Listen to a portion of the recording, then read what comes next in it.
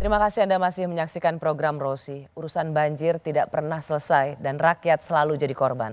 Saya masih bersama dengan ekonom lingkungan yang juga CEO Think Policy, Andita Firseli Utami atau yang dikenal dengan nama Afutami. Fu, tadi kita sudah dengar 3 pengalaman dari mereka yang tinggal di Bekasi.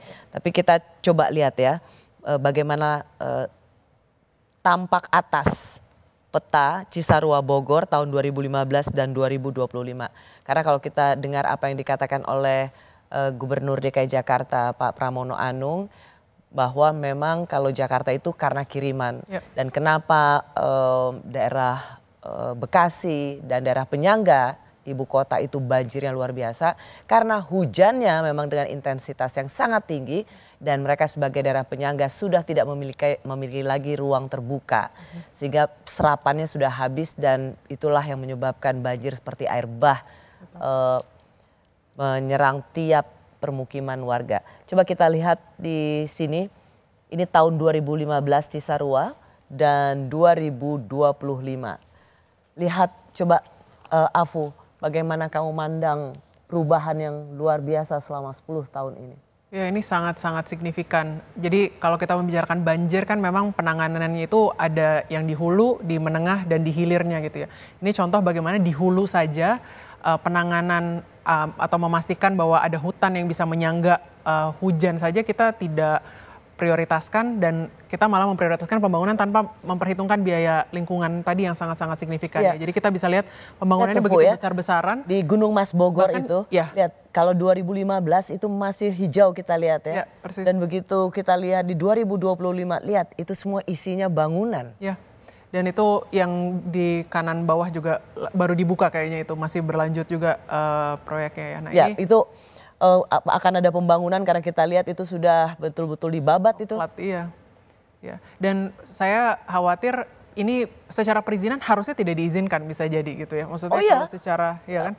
Puncak 2 itu ada 4 tempat wisata yang ditutup dan kemudian dikatakan tidak memiliki surat izin. Bagaimana mungkin ada tempat wisata tetapi apa yang nggak mungkin kalau di Indonesia? Iya. Padahal kita tidak menyadari bahwa perizinan itu poinnya adalah karena ini benar-benar memainkan fungsi yang sangat penting, yang sangat vital untuk ratusan ribu masyarakat gitu kan. Maksudnya ketika ini dibuka untuk kepentingan jangka pendek, segelintir di area itu saja, tapi tidak membayangkan bahwa itu membuat air hujan ini tidak bisa diserap dengan baik.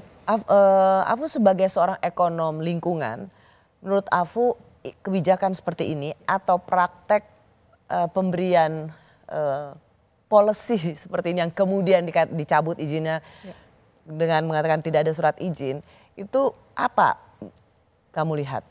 Ya, itu excuse yang terlalu ringan ya, artinya ini tidak ada izinnya, jadi kita juga misalnya sebagai pemerintah kita tidak tahu menau misalnya gitu. Padahal kan itu tidak cukup sebenarnya kalau kita membicarakan enforcement, dari mulai dibangun saja sudah bisa dilihat bahwa ada pembangunan di area yang seharusnya tidak terjadi pembangunan. Gak mungkin itu hari ini nggak ada, besok pagi ada kan? Besok pagi ada, itu kan pasti pembangunannya melalui proses bertahun-tahun. Jadi di luar perizinan sebenarnya kalau memang ada niat untuk menjaga area-area yang memang harusnya dilindungi karena memainkan fungsi ekosistem, ya harusnya ada pengawasan dari bahkan bulanan atau sebagainya yang harus bisa langsung di-enforce gitu ketika ada hal yang harusnya tidak dibangun. Kalau kita ingat beberapa belas tahun yang lalu juga daerah Puncak, ada villa-villa mahal di situ. Padahal tidak boleh ada villa-villa di situ atau tempat tinggal di situ. Tetapi kita tahu kemudian pemilik dari villa-villa itu adalah para pejabat. Jadi di sini kita lihat memang ada ketidakadilan bahwa tempat dibangun untuk tempat bagi kelompok yang tertentu. Tapi juga ada pemukiman dibangun untuk kelompok menengah yang juga mungkin sulit mendapatkan cicilan itu, tapi mereka juga jadi korban karena lokasi itu ternyata rawan banjir. Sebagai seorang ekonom lingkungan, bagaimana 2 paradoks ini Anda lihat? Ya, persis. Jadi ternyata di Indonesia baik di hulu maupun di hilir biaya lingkungan itu tidak diperhitungkan di dalam hitung-hitungan ekonomi gitu kan. Karena harusnya dengan kebijakan yang tepat, harusnya developer apa itu di hulu maupun di perumahan tadi di hilir harusnya bertanggung jawab juga. Jadi harusnya biaya dari potensi dampak lingkungan ini pertama harusnya tidak diizinkan in the first place, tapi kalaupun ada pengecualian misalnya diizinkan, harusnya ada biaya lingkungan tambahan yang harus dikeluarkan oleh oleh pengembang tersebut gitu. Apakah itu harus mendesain ruang terbuka hijau yang tepat atau penyangga. Jadi cara membangunnya misalnya harus mempertimbangkan bentuk bentang alam. Misalnya tidak boleh diratakan, tapi harus berundak dan sebagainya. Sebagai seorang CEO yang juga ingin memberikan sosialisasi bagaimana kita melihat segala sesuatu dengan empathy dan critical thinking. Tapi praktek seperti ini itu sebenarnya mencerminkan apa? Perpaduan apa?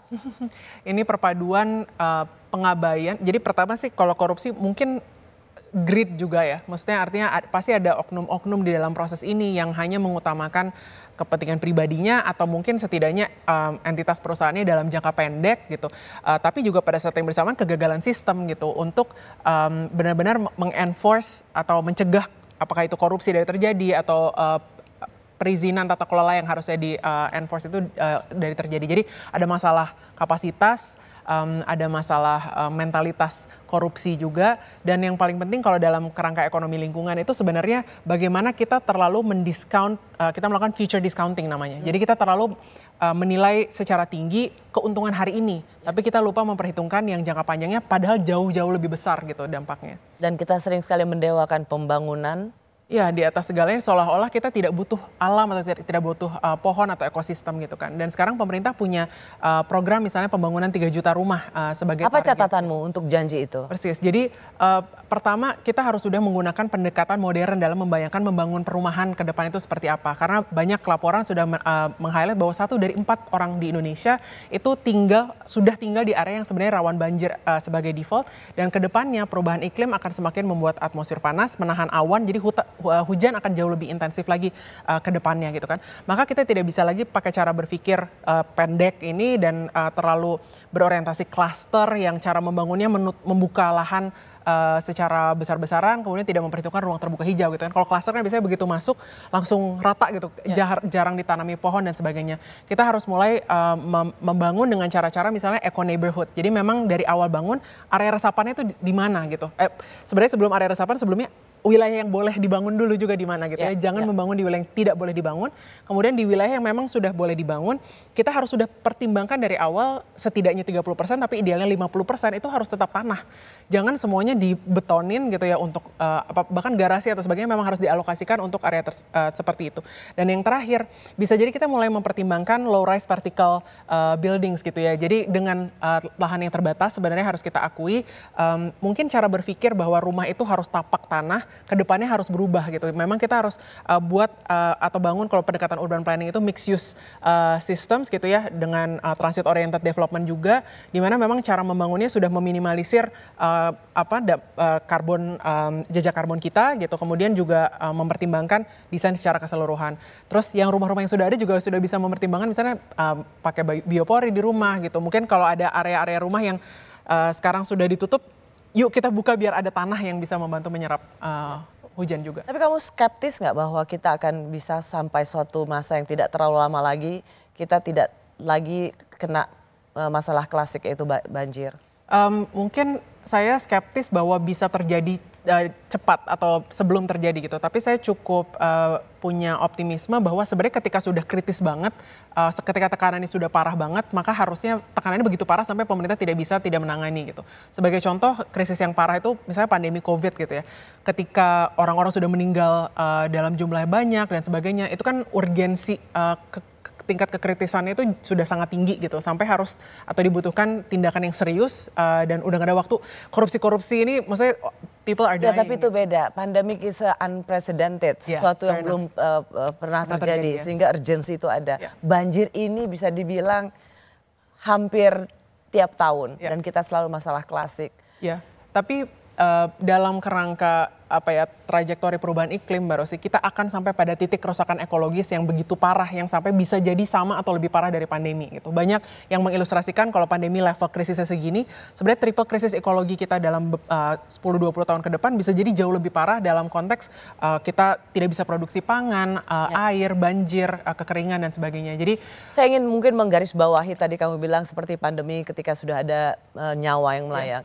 Semoga pertobatan ekologis ini menjadi pertobatan kita semua, terutama mereka yang berada dalam posisi memberikan kebijakan atau mengambil kebijakan. Jangan menunggu nyawa yang begitu besar jumlahnya sampai kita betul-betul memperhatikan lingkungan. Terima kasih Afutami untuk perspektifmu. Terima kasih Mbak Rosi. Terima kasih juga Anda yang sudah menyaksikan Rosi. Kita jumpa lagi Kamis depan, tetaplah di Kompas TV. Sebentar lagi Kompas Malam. Kompas TV independen terpercaya.